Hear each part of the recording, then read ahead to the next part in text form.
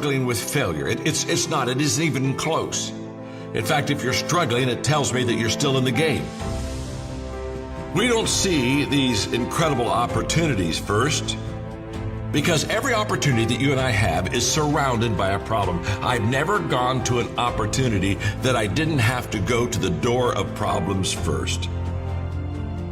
So the next time you have an obstacle, a difficulty, an adversity in your life, don't allow the crisis to numb you. Be alive, learn, feel, fail, learn. That's what it's all about if you want to make this difficult time a good time. I just want you to know that there's a hero within you. I know there is. And during this tough time, let the hero out. Let people see the best of you, your highest aspirations. You be the one who's the lifter and the encourager.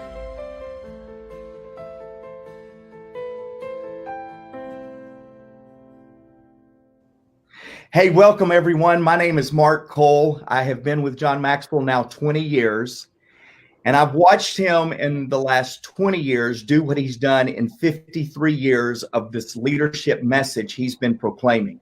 He pivots, and he pivots again. Any leaders out there leading understand what I mean when I say John Maxwell and leaders pivot? You're looking at a screen today, and not only am I joined by John Maxwell, who has been doing this program for some time, I'm joined by a leader that he respects, a guy that really needs no introduction, but Simon Sinek is a man with a mission, a man with a message, and a man that wants to add value to you today. So I'm going to get out of the way, but let me explain what's going to happen. You are a part of the Leadership When It Matters the Most program. John pivoted 9 weeks ago when we couldn't do a live event and has spoken to over 2.2 million people on this program in the last 8 weeks. Well, we've pivoted again because John's felt like his message has been said, and now it's time to introduce you to some friends of him and their message in these difficult times. Let me explain difficult times. We've had the COVID-19 health crisis. We're having the COVID-19 financial crisis. And now we're having the George Floyd crisis. We are becoming acclimated to crisis. And so the program is about you. I've got some pre-submitted questions that we're going to throw over to John and Simon. And then in this program, I really want to challenge you. Go to the chat box and post your question. And let us select your question to ask of John and Simon. John, Simon, thank you. John, I'm going to get out of the way and let you welcome your friend. And then I do have some questions for you guys. Well, thank you so much, Mark. Simon, good to have you, buddy. It's so good to see you. Love every time I'm with you, whether we're on stage or in the green room or out having dinner. You are a leader's leader. You are a thinker. You are a practitioner. You add value to me. You add value to everybody. You walk into our lives and you make us better. That's what leaders do. So Simon, having you on with us today, beautiful. And you are the guest. So what I mean by that is I've shared with Mark, I've said, Mark, we feature you. I mean, I'll come around and pick up a few pieces once in a while too. Be glad to. But you're the man. You're the man. And I want to make sure that your message and your thoughts are given to the people. So thanks for coming and being with us. Sure love you, man. Thanks, John. Go ahead, Mark. The feeling's mutual. Thank you so much. Yeah, and before the program is over, we're going to give you some additional ways to get more impact and value from Simon and his team. So stay tuned for that. Guys, I'm going to ask both of you this question. Simon, first to you. But you guys have spent your life, at whatever level and length that is, you've spent your life really for your platform and your message. Simon, for you, that message is you've got to start with why, and you've got to be in the infinite game. As you are seeing yourself and others deal with crisis after crisis after crisis in this current time, what about your message is digging deeper into yourself? And what are you learning that further accents the way that we can apply your message in difficult times? So crisis is the great revealer. when a crisis hits, everything that may have been hidden or hard to see becomes easy to see. Everything from how we operate, how we deal with stress, the quality of our relationships, the quality of our corporate culture, the quality, I mean, everything is revealed instantaneously. We can't judge the quality of a crew by how a ship performs in calm waters. We judge the quality of a crew by how a ship performs in rough waters. And the thing that I found comforting, quite frankly, is that because my work is about building strong foundations. The concept of why is a foundation of a house. That if a hurricane comes through and does damage to the house, the foundation is fixed. When we dig up ancient ruins, we find the foundations. That's what we find. And so what I've learned is that in a time where we need to respond to crisis, you go back to basics. You go back to the foundation. That I can change what I do. I can change how I bring my message to the world. I can change the product that I'm selling. All of that is flexible. But the thing that has remained completely fixed that I've been able to pivot around is my why, is my cause. And so when COVID happens, for example, we make most of our income from live events, and that disappeared. And so we didn't go back to the team and said, how are we going to do more live events, but online? We didn't just take the old business model and try and shove it online. We said, okay, imagine that the old business never existed. We have this cause to inspire people to do the things that inspire them. We have this vision of the world that we imagine to build a world in which the vast majority of people wake up every single morning inspired, feel safe wherever they are, and end the day fulfilled by the work that they do. That we have all these resources, we have all of this content. What are we going to do with it? And we literally built an entirely new business. But the foundation, the most important thing to answer your question, is the foundation never changed. So what I found incredibly comforting is I've gone back to my own work and used that as the basis to provide some kind of stability in all the work and all the change that's happening around us. So John, I know you may want to even bounce off of that, but I want to ask you the same question. You've made your life about the statement, everything rises and falls on leadership. And yet we're seeing in media today, we're seeing in COVID-19, we're seeing in the national response to George Floyd, we're seeing leadership in some form or fashion. What are you finding out about leadership and its importance in today's realities? Well, I want to play off what Simon just said about the crisis being the great revealer. I agree completely with that. And one of the things that crisis reveals is the players from the pretenders. When it comes to leadership, again, a pretender can hide in normal times. They can hide behind their titles, their positions, the political aspect of what they're doing as a leader. So during easy times, you can hide. But when it comes to crisis, it squeezes out of every one of us who we really are. And here's what I mean by the difference between a player and a pretender as far as the leader is concerned. For example, players immediately go to where the needs of the people are. Pretenders, they have a tendency to always make sure that they look right. They look good.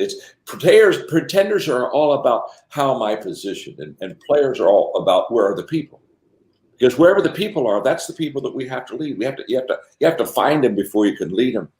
And so I think you begin to find out the pretenders have an agenda during a crisis, and the agenda is how can I look good on this? Where the players, they just say, where are the people and how can I serve you and how can I add value to you? And it's all hands on deck. And yes, we've had to let go of everything we've basically done, but it's okay. The players want the ball during a crisis. And the pretenders, they don't want the ball. They don't want the ball. They want to be on the ball team. They want to, if you think of basketball, they want to be on the side. They want to throw the ball into someone else so that they're seen. But the players want the ball. I remember John Wooden many years ago, we had a discussion. He said, I don't even like to pick my captain of my basketball team until we're 3 or 4 games in. Because he said, I want to watch the players play during the tightness of the game. He said, I want to watch which one of my players really wants the ball when there's a minute left and the score's tied. Who wants the ball? Because that should be the captain. So what happens is in this revealer that, Simon said, which is so true, what happens is the players really, really shine. They come forth And the pretenders, they start hiding. In fact, truthfully, all of you that are watching this right now, this is a great time for you to find out who on your team is a player versus who's a pretender. So anyway, where everything rises and falls on leadership, the thing that's discouraging me the most at this time is so many people that have, quote, leadership positions. Their agenda is, honest to God, it's just so wrong. It breaks my heart. It breaks my heart because it's bad enough to manipulate people during good times, but it's compounding worse, manipulating people during difficult times. And so everything rises and falls on leadership, but sadly, a lot of positional leaders we have, they're not really leading well at all right now. And that's really, it's revealing, Simon. It's what you just said. It's really revealing right now. John, you're what I've seen in the marketplace. You're 100% right. Even at a company standpoint, which is the companies that are more successfully pivoting their businesses versus the ones that are really struggling. And the ones that are struggling to pivot have put themselves at the center of the equation. How can we survive? How can we get more money? It's about us, right? The ones that are more successfully pivoting are the ones that have put the customer at the center of the equation. We've got stuff. How are we going to help them? We've got things that they need. How are we going to get it to them? And though, of course, they need to make money, they've done it with an absolute focus on the outside versus an absolute focus on themselves.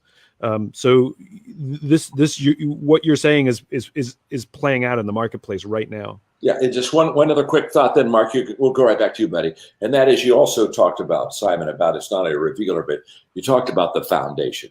And to me, values are the foundation.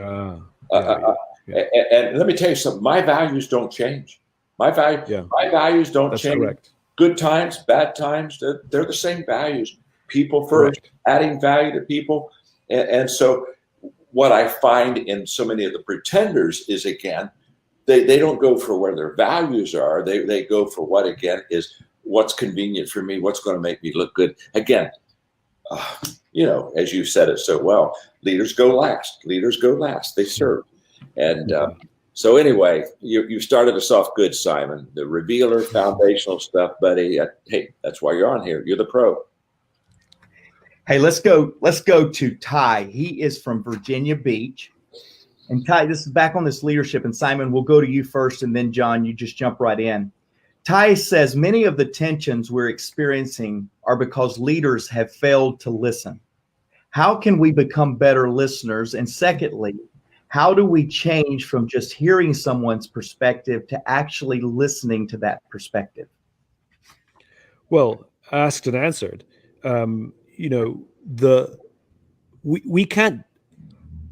We can make demands of our leaders, but at the end of the day, we can only be responsible for ourselves. Like, we can't change our leaders. When we can vote them in and out, or we can choose to get a different job somewhere, but we can't physically actually change the way that they're going to do business or how they see the world.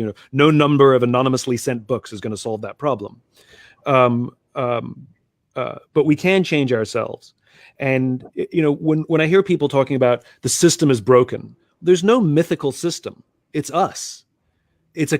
Our society is a collection of individuals, and whatever the balance of behavior is from those individuals is the system you get. And so it starts at home. It starts with us. And so we want to change the system. This elephant. The only way to eat an elephant is one mouthful at a time. And so I think we need to set ourselves on a course to become better listeners ourselves. And there's a difference between listening and hearing.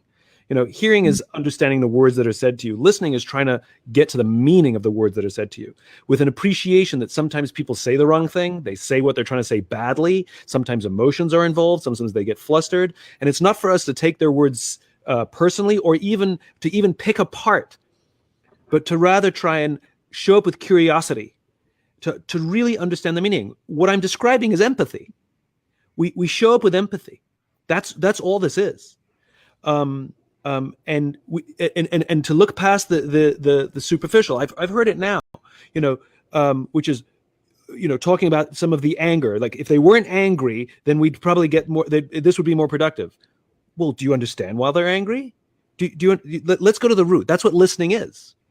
It was Martin Luther King who said, "Riots are the language of the unheard." Remember, we all know what it feels like to feel heard. to feel heard. And to what listening is, it's the practice. It's the practice that another person will feel heard. Just to go off on a quick aside, there's this trend in America today. Everybody's talking about being present. Everybody's mindful. Everybody's doing yoga. Everybody's trying to be present. I attended a meeting where there was a big timey yoga instructor who was sitting next to me, and the entire meeting she was on her phone. And underneath the table. And it wasn't like she had a grandparent in the hospital or something. I could see she was on social media. I was sitting right next to her. And at one point we started talking about being present, and her head popped up and said, "That's why I love yoga. It helps me be present."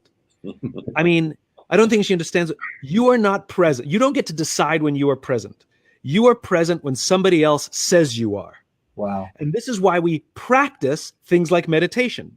I mean, for anybody who's ever done a meditation practice, we learn to sit in silence, to focus on one thing, a sound or a mantra. We learn to clear our minds. And if we have a thought, we label a thought, we put it out of our minds. We find this Zen-like state. But that's not for you. You practice yoga, you practice meditation, you practice mindfulness as a service to another human being, so that when you are sitting across a table, that when they are speaking, you have learned to focus on only what they're saying, and not if your phone is buzzing or some noise behind you. And if you have a thought, you're not just waiting for your turn to speak, but rather you label it a thought, you put it out of your mind, and you remain focused on what they're saying. And you try to learn and understand the motivation, the emotion underneath. And at the end, you will know you have been present when that person says, "Thank you. I feel heard. Thank you for listening to me. I appreciate you being here for me," are the words they will use when you have been present.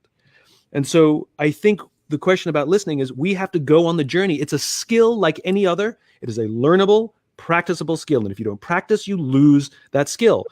One book I would recommend, it's called How to Talk to Kids So Kids Will Listen, and Listen So Kids Will Talk. It's a bright yellow book. Yes, it's a parenting book. It's one of the best books to teach us to listen to adults as well. But it's a skill, and if you want to learn it, I encourage you to literally go out and learn it and practice and practice and practice. Simon. Go ahead. John, I want you to jump in. Simon, what's the name of that book again? How to Talk to Kids So Kids Will Listen, and Listen So Kids Will Talk.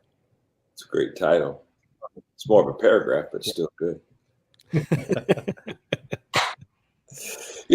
Simon, when you talk about listening, in my young leadership years, I was not a good listener at all. Yeah, I was so visionary, and I knew so desperately where I wanted to go, that it was basically, can I get you on my leadership train? And this is the way we're going. And I was directional. I was motivational. And I said, let's go. And I had a staff member really come into my life one time and just look at me and say, "You don't listen to us." And of course, I protested until I went home to my wife. And I said, "Margaret, Susan says I don't listen to the staff." And she said, "Well, she's right." And then I go, "Oh, I'm in real deep weeds." And so I had to really turn this around. And here's what I discovered about me, okay? Mm-hmm. The reason that I didn't listen well is because I valued what I wanted more than I valued what they wanted. Mm. And so I had to turn that around. The old Zig Ziglar thing, if you'll help people get what they want, they'll help you get everything you need. Well, what I discovered is, again, I've got to go find them before I could lead them. And so I changed from a directional leader to a conversational leader that basically asks a lot of questions. And so my favorite definition of listening, because it works for me, is listening is wanting to hear. I want to hear. And I love it when you said that the person that validates if you're present isn't yourself. It's like, wow, was I present? Boy, was I present today? Yeah. Yeah, they're the ones. And there's not a higher compliment to give to people than to be present and ask questions and value their input and ask for it. That's a high compliment. What's your opinion? What do you think? And what I found is that the great leaders, that they listen, they learn, and then they lead. And they ask a question and genuinely care about the answer. Absolutely. Even if the question is, how are you? Yeah. How are you? And genuinely care about the answer. Yeah, you got it. a friend of John's, Andy Stanley, did a talk recently about leading in crisis. And he said, every one of you leaders that are leading in times like this, you need to start your meeting with going around asking the question, how are you really? And we did that right after I heard the talk. We did that. An hour later, these leaders that all they want to usually talk about is bottom lines. They was telling about their moms going through this issue, that issue. And it really bound us together, even though it was on a Zoom call, a visual call like this. It really was a connecting point. Hey, Simon, I want to go to you first for the next question. It's from Dominic from St. Louis. And by the way, if you're watching, go to the chat box, list a question. We want to get your question in front of Simon and John Maxwell.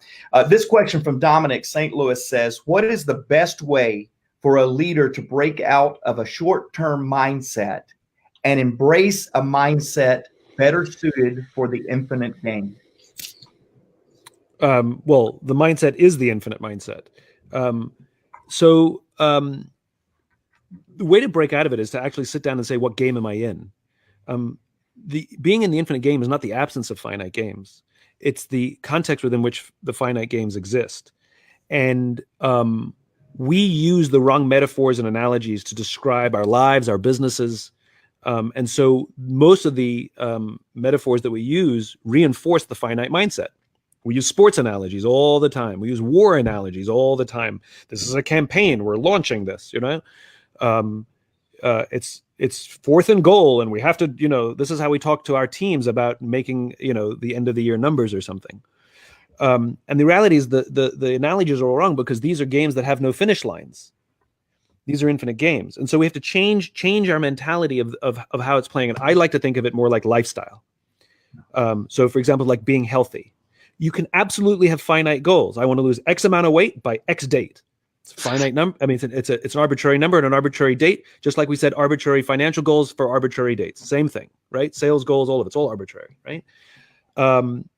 And we like numbers. Metrics are really important. It helps people feel like they're making progress. You could never run a marathon without mile markers because it's unnerving.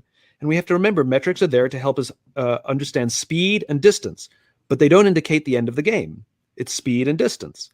And so it's wonderful, and we weigh ourselves every day, and we're exercising, we're eating right, and we can see the weight come off. And if we hit our goal, we feel excited. And here's the worst part.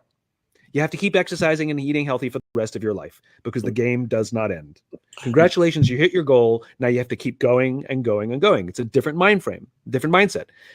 Also, what happens if you miss your goal? You know what happens if you miss your goal? Nothing.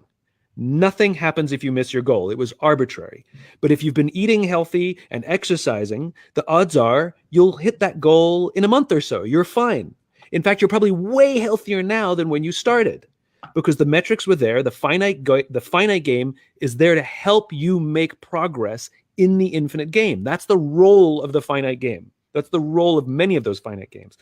The infinite game is the context within which those finite games exist. But if we don't have vision, if we don't have a cause, if we don't have a place that we're trying to go to, then the only thing we have are the finite things. The only thing we have are those finite metrics. And that's why we become so obsessed with them, because that's all we've got. Wow. That's all we've got. And so you want to have that distant view of a more idealized state of the world, which is different than a BHAG, different than a big, hairy, audacious goal. This is not achievable in 25 years. This is not achievable in your lifetime. All men are created equal. 240 years, still not there, right? But all of the milestones that we pass, we're trying to get there, and all of them are imperfect. But you can see a nation struggling to get somewhere. It's the same at a micro level.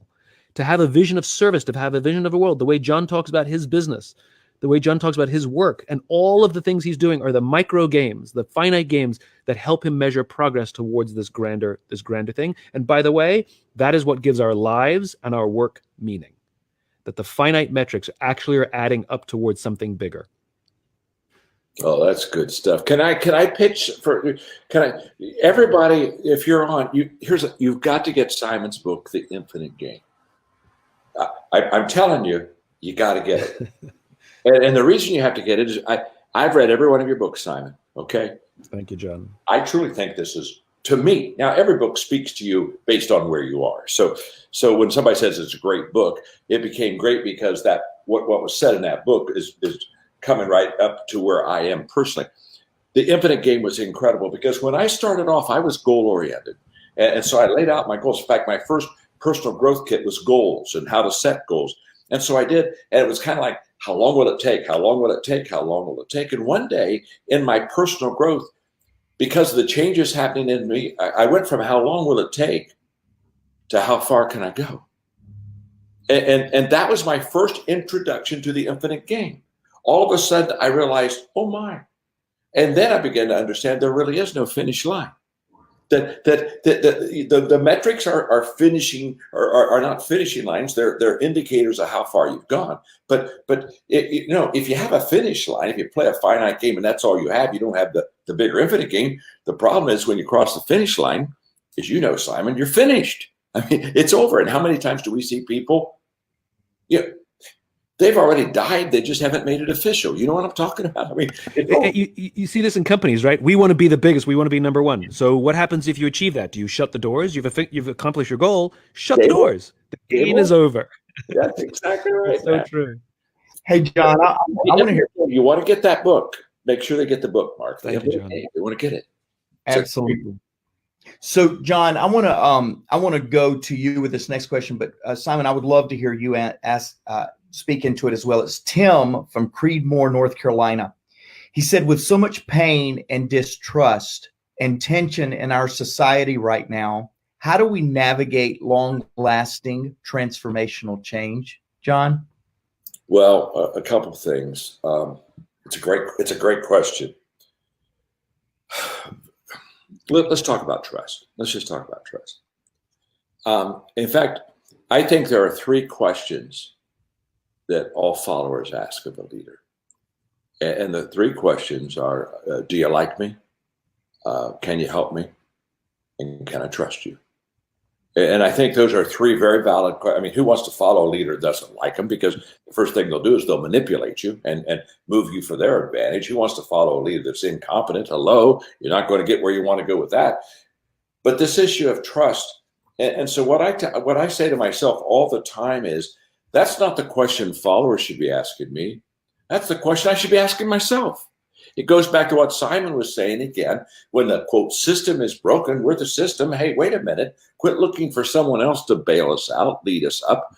Let's look at ourselves and say, what am I doing? How do I get involved? How do I improve myself? How do I get better? So every day I'm asking myself that question. Do I really love the people that I lead? Because honestly, if I don't love them, I ought to get out of the leadership game. I mean, is there anything worse than a leader that doesn't love his or her people? I mean, and care for them? So and if I'm incompetent, I ought to get out of the leadership game, or that for sure, or learn how to lead. But this whole issue of trust, am I a trustworthy person? Am I a person? And there's a huge responsibility on trustworthiness. Pat Lencioni has this new book out. I think it's called Motives. And he basically asked, why do leaders lead? And he said there's two reasons. They either lead for reward, in other words, what's in it for me, or they lead for responsibility, which responsibility is heavy. When you sign up for leadership, this is not an easy course. And responsibility means I'm my brother's keeper, and those people are first. And so I think when you talk about something that's long lasting, not a quick fix, those are three questions we just need to ask ourselves, and forget about the followers asking. In fact, let me just say one thing. The moment the follower has to ask the question you're not asking yourself, you're already behind. And so, get out in front and ask the questions first, and set the bar of excellence for yourself before somebody else has to set it for you. Go ahead, Simon. I like to think of things when people ask societal questions. How do we restore trust? How do we build trust? I always like to think of these things in much smaller, more understandable contexts. I think of interpersonal relationships, right? How do we build trust with one person? We all know how to do that. Sometimes it's quicker and sometimes it's slower, but it's not immediate. It takes time and it takes reinforcement. And what happens if you violate trust? Like, what happens if you do something that violates the trust of a friend, of somebody who you care about and who cares about you, and they say to you, how can I trust you? And simply doing what you used to do, or simply promising that you can still trust me. I made a mistake. Even if you come clean and say, I made a mistake, there still needs to be now, you got to double down on working even harder. And that, and you got to prove it. And you've got to, and you know, one of the things I can't stand is leaders who say, prove to me why I should trust you. Leaders have to take the risk of trust the day they show up. If you declare yourself a leader, you take the risk of trust. It's the opposite. It's the leaders who have to prove why they're trustworthy to their people. That's right. Yes. We get the equation backwards all the time. Leaders take the risk to trust, but the rest of us, you got to earn our trust. That's why, Simon, that's why I love the quote. It's wonderful when the people trust the leader, but it's even more wonderful when the leader trusts the people. And trust is a risk. It's like love is a risk. Like you didn't get to choose your children, you love them, right? I didn't get to choose my team. Tough. You got to trust them. Like you got to love them too. Yeah. And if they fail, you don't immediately assume that there's something wrong with them. You go and again, we'll go back to what we said before. You lead with empathy. Are you okay? What's going on? We don't know what their history is. We don't know who their former boss was. We don't know. Maybe they've come from a horrible corporate culture and they've just joined your company and they don't trust anybody. And so they're going to operate to protect themselves. We don't know. And that goes back to those listening skills. I think just think of it as interpersonal and how we as individuals would have to act to build trust with another human being, and now amplify that. And you'll see how institutions have to act in a way to rebuild trust with populations as well. I love that way of communicating and teaching, Simon. It just simplifies everything when you forget about the corporations and the teams, and you just break it down to a one-on-one relationship and say, how's this going to work? And because how it works in one-on-one is how it works with everyone. Turns out organizations and societies are just collections of individuals. That's correct. And individuals, you know, if you can understand the individual, you can understand the society, because societies act the same way as individuals. That's exactly right. It's true. It's true for companies. It's true for countries. It's true for where we are now. Hey, let's go to our live audience, gang. We've been doing some pre-submitted questions. I'm going to go to our live audience, and Sandra K. Reynolds asked the question: how do you address and work with people who refuse to make necessary pivots during this time? Simon? Again, when we say refuse, right? We don't know where they're coming from. Especially in a time like this, in a time of crisis, trauma affects people in different ways. Some people go into go mode, mission mode. They're actually kind of enjoying it because it's just go. And some people shut down, and there's no right or wrong. And the thing that we have to remember is there's no such thing as compartmentalizing. There's no such thing as compartmentalizing your feelings. Everyone will have to deal with the trauma at some point. And I've been issuing this warning. I've been calling friends in the military. When COVID started, I called a bunch of friends and said, hey, how do I compartmentalize my emotions so I can stay focused in go mode? Because you guys compartmentalize your emotions all the time when you're in mission mode, right? And my friend said to me, he gave me a warning. He said, do not think you can do that. He said, you can do it for a short period of time. Like when we're in a combat situation, sure. Yes, it's compartmentalized, but the pain comes later. The pain comes when everything stops.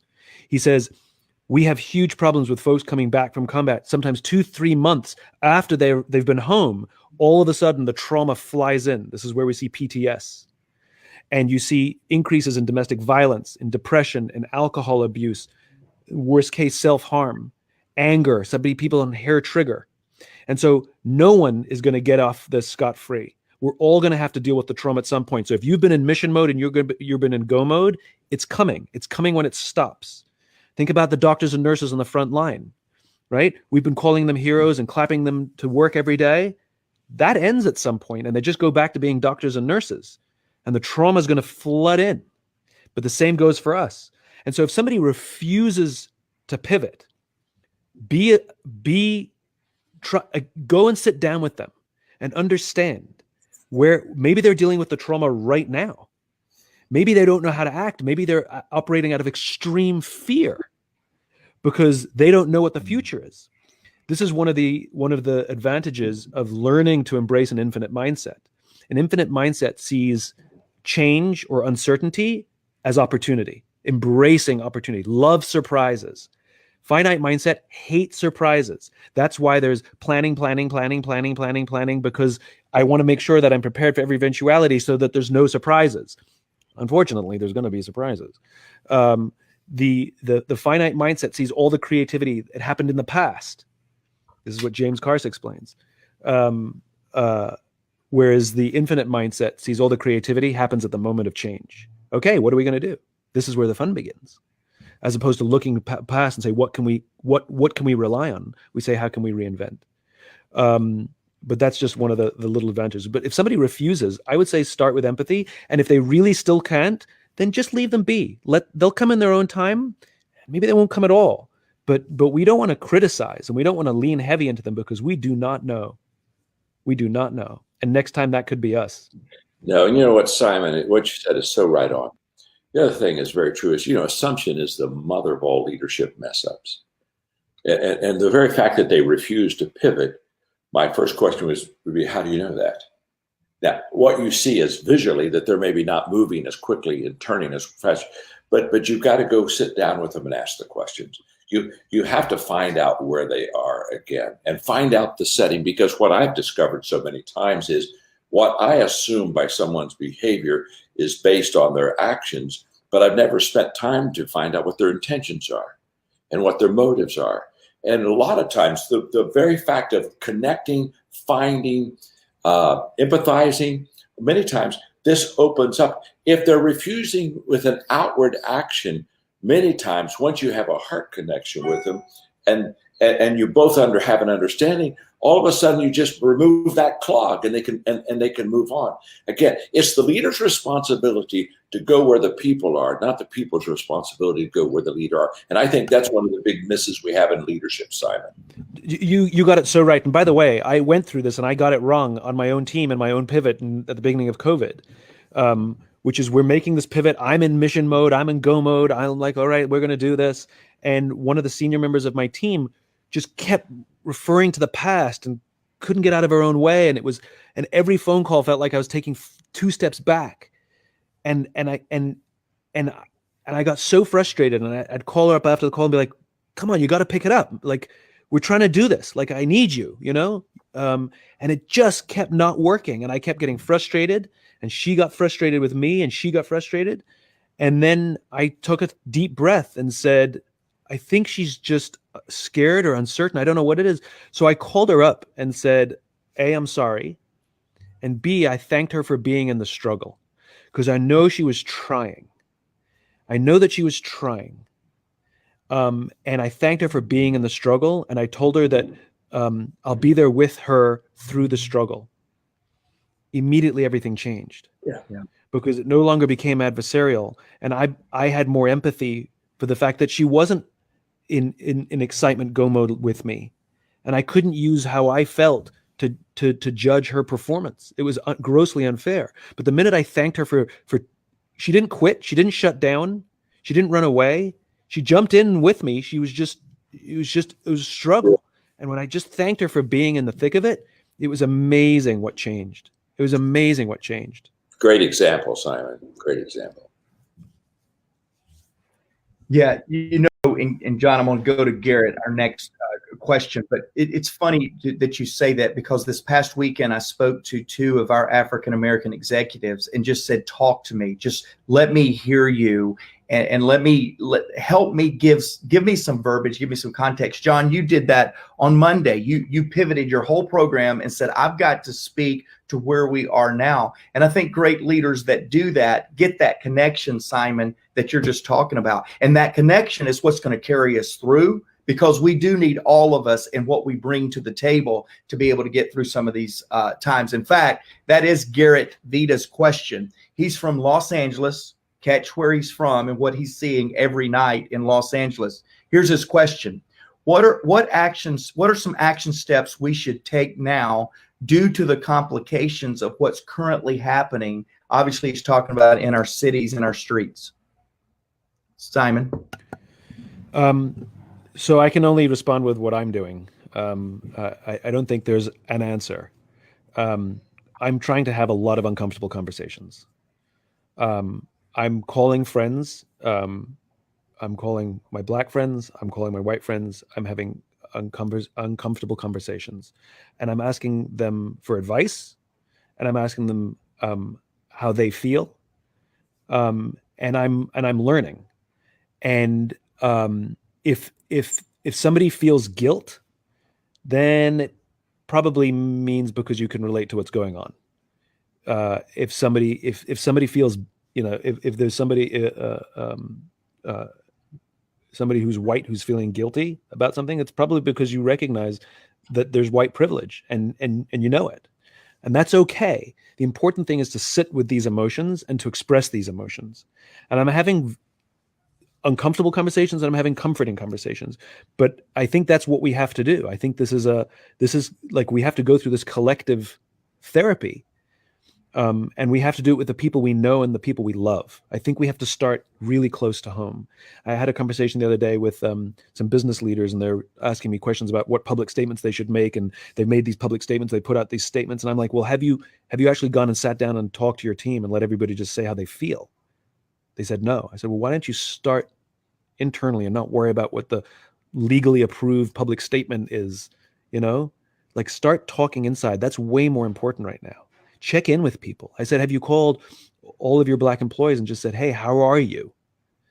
Have you put 10, 15 people around a table, around a Zoom room? Have you had a team call and just said, hey, this is a safe space. Let's just go. Anybody want to say how they feel? And by the way, whether you like it or not, the leaders have to lead by example. We did a team call where we just went around the room and said, anybody who have anything on their mind, but I started. And it has to be genuine and heartfelt. It can't just be like, this is a safe space, tell us what you think. Leaders got to put it all out there. And all the discomfort, warts and all, so that people know that they can do that without judgment. But I think this is what we've done. I think, we live in a society that has over-indexed on machismo. We live in a society that is over-indexed on individuality, rugged individualism. John, you and I have joked about this before. We have an entire section in the bookshop called self-help. We have no section in the bookshop called help others. We've over-indexed on individual performance and individual wealth, and yet the collective and service, we've just kind of forgotten over the past 30, 40 years. Just to put it into perspective, during World War II, there were more cases of young men committing suicide who didn't get drafted.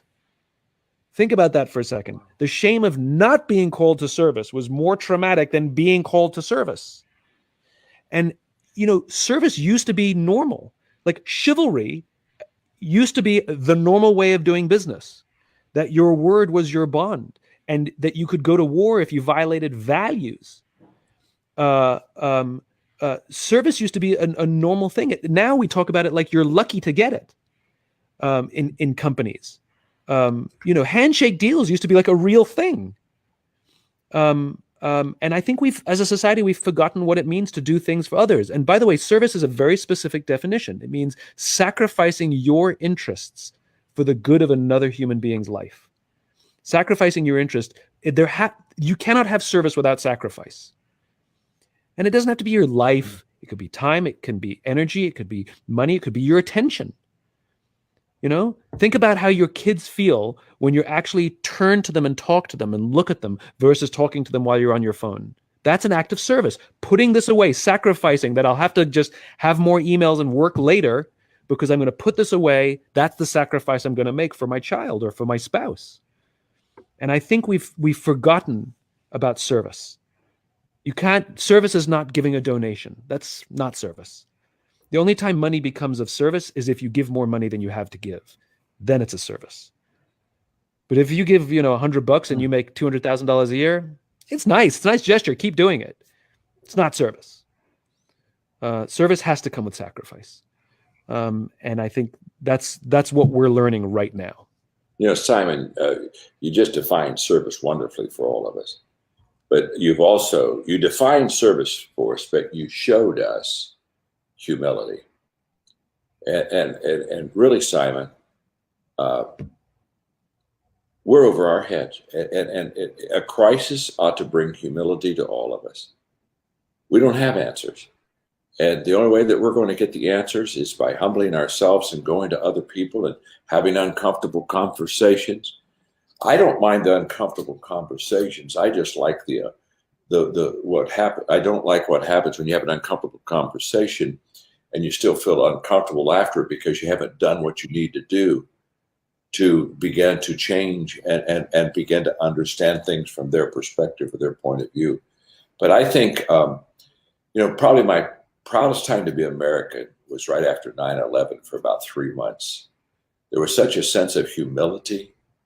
I mean, politicians just started reaching across the aisle and started truly kind of maybe putting the people first. That's what a novel thought for a politician. But I mean, the people were very humbled because we didn't have answers, and we don't have answers today either. And there's no room for arrogance in leadership, and there's no room for personal rights in leadership. I think that when you are calling your friends and having uncomfortable conversations, what you're basically saying is, I have to be uncomfortable and humble myself so that I can come, first of all, to grips with me. It's not how do I fix society, it's how do I fix me. The good news is once I kind of get fairly fixed, I can go help some other people because you only can give what you have. And so I think you described service great for us, Simon, but I think you modeled with your phone conversations example, humility, which all of us need to exhibit at this time. Hey, I want to thank you, John. I think you give me too much credit, but I can tell you because I've done it uncomfortably a number of times and I've got it wrong a bunch of times, that there's an easier way. There's a simple way. It's not easy. It's simple. There's a simple way to start these conversations, which is to pick up the phone and the first words out of your mouth are, "I need help." Yeah. Or I'm stuck. Yeah. Or I don't know what to do, which is why I'm calling you. Which they become an ally immediately to you. Or my thoughts are conflicting and I need to talk them out. Please, that's how my conversations all started. Right on, friend. Right on. I'd like to close with 2 quick questions and then some closing comments, perhaps from the both of you. Al from New York, going to the other side of the United States. Al from New York says, can there be or will there be another Lincoln, Kennedy, or Dr. Martin Luther King who will emerge and help us out of these times? I keep holding out hope. What we have to remember that what these great leaders do, there was plenty of civil rights abuses prior to Dr. Martin Luther King for decades and decades. What Dr. King did was he took all of that frustration. He took what people were railing against and he made it stand for something. And he talked and he painted a vision of the future, a positive vision of the future. Instead of talking about the dream was not a discussion of the broken past. The dream was a discussion of the affirmative future. I have a dream that one day little black children will play on the playground with little white children. And it's the world we want to build. And we make this mistake all the time. You see it a lot in charitable works. They show you the picture of the child with the distended belly, to get you to give to hunger. They'd show you the person on the hospital bed or the abused animal to get you to give. But they don't show you the healthy animal or the person who survived cancer or the person who used to be hungry, to show us what your money goes towards. And I think we need leaders to tell us where we're going. Not just we want to stand for something. Nobody wants to break things. We want to build things. I joke even like with unemployment numbers. It's like, well, unemployment is down to 8%. Well, who wants to move something down? I want to get unemployment close to 100%. I want to say unemployment is up to 96%. Let's get it higher. I want to build. I don't want to break. I don't want to destroy or bring down. And that's what the leaders that he mentions that they all presented what we can join, where we're going. Yeah. There will be another Martin Luther King. I promise you there will be, because the problem with the crisis that we're in is we always think it's the greatest crisis that's ever happened. And that's not true. And in fact, I was talking the other day, Simon, about the fact that we even look at these times and say, this may be the most troubling time in America. I can tell you, go back to the 1960s, and Malcolm X and JFK were assassinated 2 years apart. Robert Kennedy and Martin Luther King were assassinated 2 months apart. Riots in the street, the cities were burning. Vietnam War, morale was an all-time low. And I think the tendency is for us to look at our crisis and say, well, this has got to be the worst and the darkest days we've ever had in humanity. I don't believe that, but here's what I do believe. I believe that it's an impossibility to have a crisis without the emergence of great leadership. Because that's where they are revealed, and that's where they began to get their stride, their leadership stride.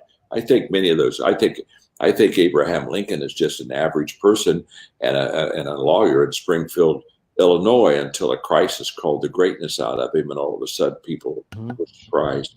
And I think that's the other thing. I think we get surprised by sometimes the person that does step up. And I'm very much positive that the bad times rise up with great leaders. I just think that they will. Yeah. Hey, well, I would love, so maybe to close out your thoughts, and then again, I do want to give some people ways to stay connected with you, Simon, and a couple of things, John, for you. But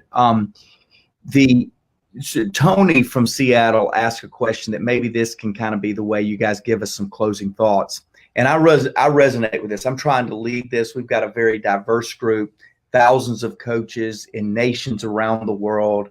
A high percentage of women, a high percentage of African American, and everything else as well as far as diversity. So 2020 has been a tough year. I'm leading through some of the toughest times, at least I've ever seen. What do you guys think is the way forward for leaders who are facing some of the toughest challenges they've ever faced? I face them. I wish I had a good answer. I get a kick out of the fact that people keep talking about, in these uncertain times. Well, all times are uncertain. There's never been a time that wasn't uncertain, ever. During these it's just because something happened that was so shocking that the uncertainty of every single day was revealed to you. But by the way, it's always been that way. And so I think the way and John, you sort of touched upon this, which is, this is the most difficult time. Is like COVID is the worst thing that's ever happened. Well, if we lived longer than 70 or 80 years, like if you lived 1,000 years, if that was an average human life, this would be like the 6th or 7th pandemic. Absolutely. Absolutely. And it's like, what do you do during hurricane season? Hurricanes are awful. They cause economic damage. They cause loss of life. They're horribly upsetting. They're unpredictable. What are you doing during a hurricane season? Well, we know what to expect. We know it's bad. We try and mitigate the damage, and we batten down the hatches, and we know what to do. You deal with it. You confront it. And I think whatever the crisis is, you have to have a sense that this could have happened all the time. And the problem is we pretend like we're actuaries. The housing crisis of 2008, the actuaries had predicted there's only like a 1% or 2% chance that the whole housing market would collapse at the same time. They predicted that there was a percentage, though small. So you know what everybody did? Nothing. They didn't bother preparing because there was only a 2% chance. So why bother having a plan? Then it happened and panic ensued. By the way, does anybody think their house is going to burn down? Nope. Then how can we all have insurance? Just because it might. And that's what it is to have an infinite mindset. It's kind of like living your life with insurance. So the reason you act in service, the reason you build good teams. Now, I remember I was speaking to a company once, and one of the leaders, I was talking about leadership, and one of the guys raised his hand and he said, this is all very interesting, but you have to understand, I don't have time for this. He said, you don't have to understand, this is war. Well, first I had to correct him that this was not war, that no one was going to die. And the worst thing that will happen is he will lose a big company a little bit of money. Like, this is not war. So once we got that out of the way, I said, I appreciate that you don't have time for this leadership during these very difficult, challenging times. My question to you is, what were you doing during the good times? Because that's when you should be building trust. You don't build trust in the middle of the crisis. You should be building trust all the time so that when the crisis happens, the team already loves and trusts and will go to bat together. the military, you don't build trust in wartime. It's all of the training, the peacetime, that you're building the camaraderie, you're building the trust, so that when you go to war and command and control is necessary, that people are following orders knowing that their commanders are not putting them in harm's way needlessly, because the trust was built, not is building. And so I think the best thing we can do when we get through this crisis is to be fantastic leaders, to learn to listen, to learn empathy, to become students of leadership, so that we build amazing organizations, so that when the next crisis happens, we'll hit it head on together. We will meet it head on together, because that's the only way to meet crises, is as a group. Simon, that's such good stuff you've given us. I just want to top it off very quickly with just two quick thoughts: values and perspective. Values, that's what anchors us. That's the foundation you talked of in your very first question, Simon. It's what we stand on. And perspective is, in a crisis, people begin to see the negative. But a leader always sees more than others see, and they see before they see, and they have a perspective. And I think all the leaders that were mentioned in that question, if you look back at it, they were people of values, and they knew who they were, and they were not shaken by the times, so they had a foundation, but they had that perspective that was able to give people hope. And it was able for them they were able to find answers, because they were able to, it's the peak principle. Make your decisions on top of the mountain, not in the valley. You can see so much more. And so those are two, I think, great words to kind of help us understand what the kind of leader that's needed: values and perspective. So anyway, go ahead, Mark. Hey, well, gang, I know you've enjoyed this last hour as much as I have. I hope not only will you listen in again, I hope you will share it. I hope you'll get John and Simon's message for the world out there. Simon, I want to give them two ways that they can stay connected with you. And the first one I'm personally excited about, because in Birmingham, Alabama, me and you and John, we're doing a Maxwell Leadership podcast, and John and I looked at you and said, Simon, what are you doing about the podcast? You said, I'm not doing anything. And we kind of figuratively slapped you on the butt and said, Simon, get in the game, dude. Everybody needs to hear about you. And you've done it. You've done it. And so Simon has a podcast now called A Bit of Optimism. And if you have not subscribed, you are behind the game. You need to subscribe to this. And so you can go to simonsinek.com/podcast, and you need to register for that. Simon, thank you. Seriously, authentically, thank you for getting in the game. John and I welcome you in, and we're glad that you're here. Thanks for kicking me in the butt. Thanks for kicking me in the butt to do it. We all need that. Hey, secondly, Simon, you've got some online learnings that I want people to get access to. Will you tell us a little bit about that and how to get there? Yeah, thanks so much. It's the pivot that I talked about at the beginning, which is we can no longer do live anything. And so we still had all these wonderful people. And I reached out to people who I literally reached out to and said, hey, how are you dealing with this? By the way, you're teaching me good stuff. Can you teach it to other people too? And so we put together these classes, and it was really important. Even though lots of people are doing the whole online learning thing, it was really important to us that we maintain the human connection. All of our classes are live. It's a real classroom with real human interaction. That was really important to us. And we've been trying really hard to present classwork that builds on everything John and I have been talking about today, and meets people where they are right now.